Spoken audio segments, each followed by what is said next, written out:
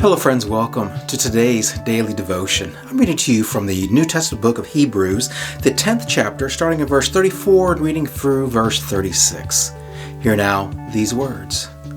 You suffered along with those in prison and joyfully accepted the confiscation of your property because you knew that you yourselves had better and lasting possessions. So do not throw away your confidence. It will be richly rewarded. You need to persevere so that when you have done the will of God, you will receive what He has promised.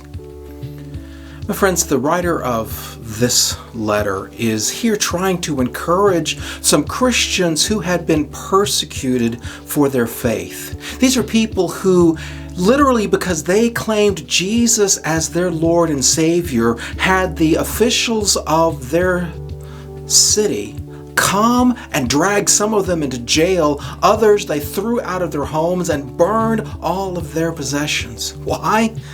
Because those people thought that these Christians were enemies of the state.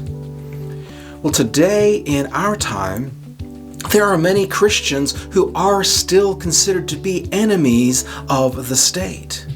Now, here in the United States, this really isn't true, but we feel sometimes like it is, like that the idea of being a Christian, especially a biblically oriented Christian, is something that the government is trying to take away from us. Well, my friends, even if that's true, and I'm not saying that it is, we need to listen to the writer of Hebrews and realize that even if the worst happens to us here in our nation, in our town, in our community, and we get thrown out and our possessions are burned because of our faith, we have something better.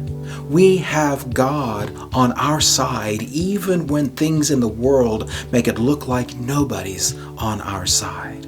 So I encourage you today to recognize that everything that you have is indeed a blessing from God. But the blessings of earth pale in comparison to the blessings that come once this life on earth is done. May you do God's will today, that you will receive what God has promised. And I'll see you tomorrow for another daily devotion.